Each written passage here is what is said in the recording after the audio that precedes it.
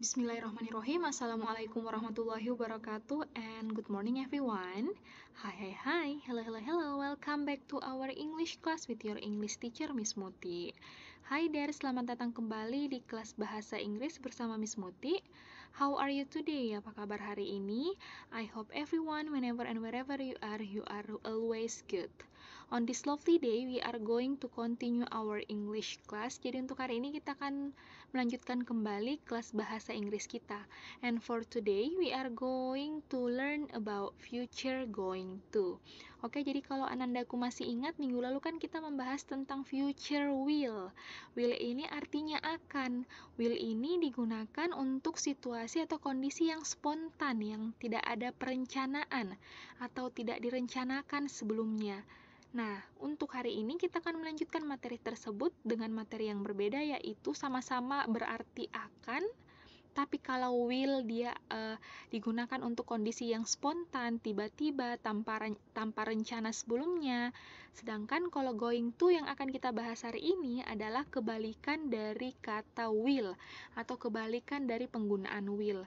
Kalau will digunakan untuk keadaan yang spontan, untuk keadaan yang tidak direncanakan, tanpa perencanaan, sedangkan untuk going to itu digunakan sebaliknya dari penggunaan will.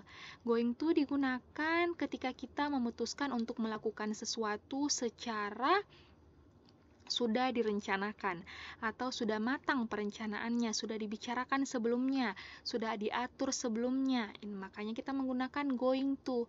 Tapi kalau misalnya kita tidak ada perencanaan sebelumnya, tidak dikira sebelumnya, ataupun biasa disebut dengan spontan, kita menggunakan kata will.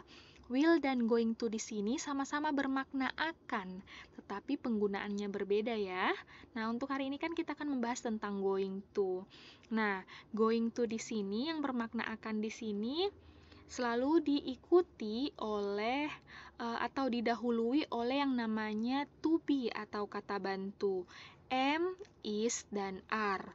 M untuk subjek I yang bermakna saya, sedangkan are untuk subjek atau kata ganti you, kamu, they, mereka, dan we, kami.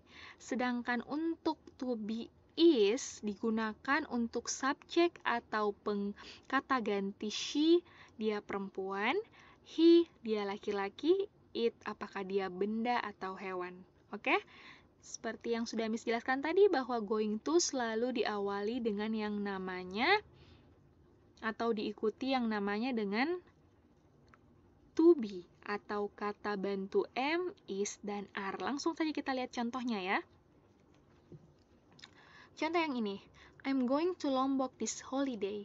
Saya akan pergi ke Lombok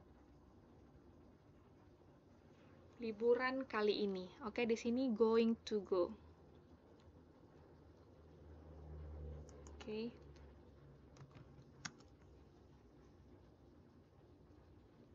I'm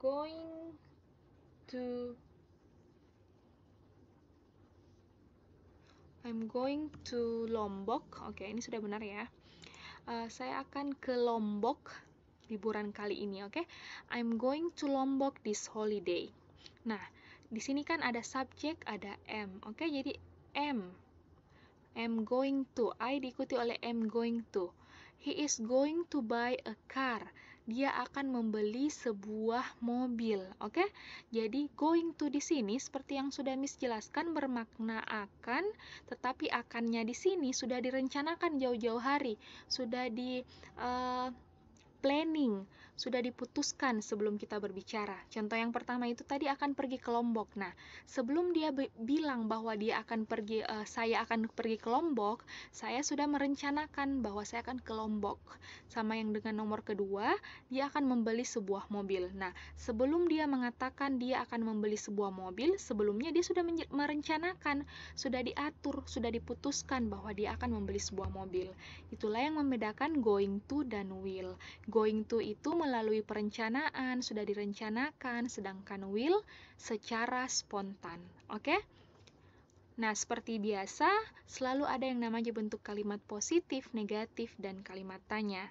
Kalimat negatif ditandai dengan adanya kata not setelah to be atau kata bantu am, is, dan are. Kita lihat contoh yang ketiga ini.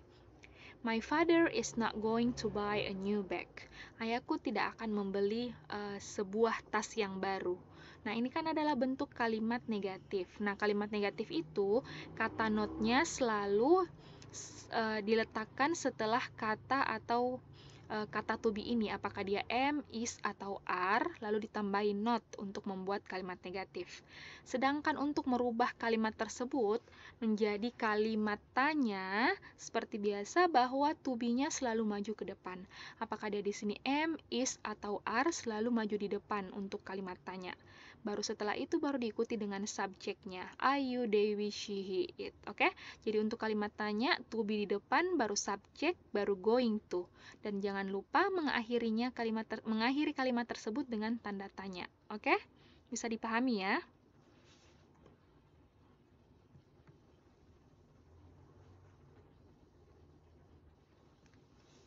Oke, untuk task atau tugas latihan hari ini, silakan Anandaku mengerjakan 1-5, number 1 until number 5.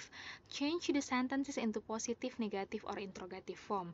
Jadi ubahlah kalimat di bawah ini menjadi kalimat positif atau kalimat negatif atau kalimat tanya, sesuai dengan tanda yang ada di dalam kurung. Jadi contohnya nomor 1, we are going to play football this week. Nah, ada tanda di sini tanda kurang, berarti kalimat yang ini akan diubah atau harus diubah menjadi kalimat negatif. Tadi Anandaku sudah melihat kan bagaimana cara membuat kalimat negatif, yaitu to be, am, is, dan are. Setelah itu baru ditambahi kata not. Oke?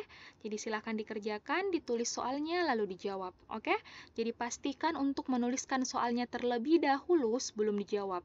Jadi kalau tidak dituliskan soalnya, tidak dicantumkan namanya pada saat mengirimkan tugas, Miss tidak akan periksa. Oke?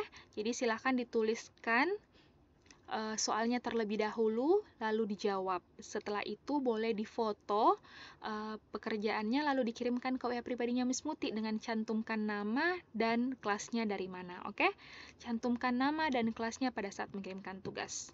Okay, I think that's all for today. Thank you very much for your nice attention and participation in this online classroom, and I'll see you on the next meeting on the next video.